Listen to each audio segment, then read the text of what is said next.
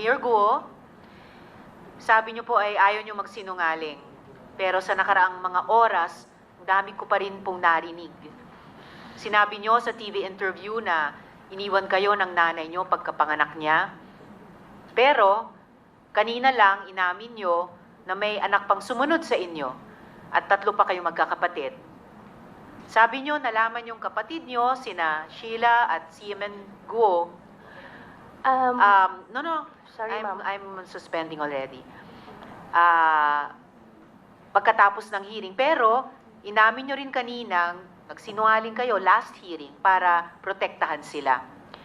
Sabi nyo, hindi nyo kilala si Nancy Gamo na involved sa Pogo, pati mga kumpanya ng pamilya nyo.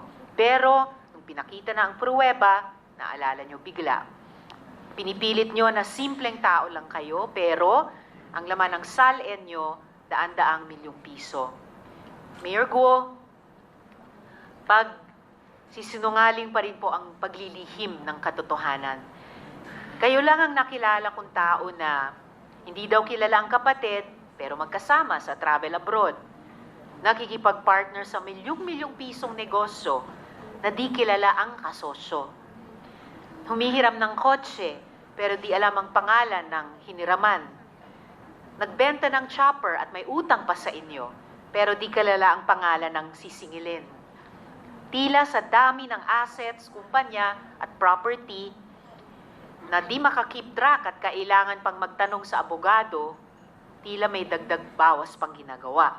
At lahat ng kasinungalingan o paglilihim na iyan ay mahalaga dahil nasa gitna tayo ng sikreto at sistematikong sindikato na siyang nanloloko sa mga Pilipino at naglalagay sa panganib ng ating mga institusyon at seguridad.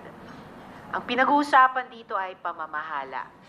Hindi po ito maalaala mo kaya. Nakulang na lang siguro may nawawalang diary or may lilitaw bang kambal, parang Maraklara. Teka, maganda ngang tanungin na sa test ng pagka-Pinoy, sino nga gumanap sa Maraklara? No coaching please. Pero, gaya ng nabanggit kanina, seryoso po tayo dito. Friends, our law enforcement agencies have expressed the desire to share more comprehensive findings in executive session. Findings that involve national security and transnational organized crime. Ang susunod na hearing, pili na lang ang tatawagin namin at ito po ay hindi rin bukas sa media. Kailangan natin na lumabas ang katotohanan. Kailangan natin maintindihan ang punot dulo nito. Alang-alang sa bayang Pilipinas.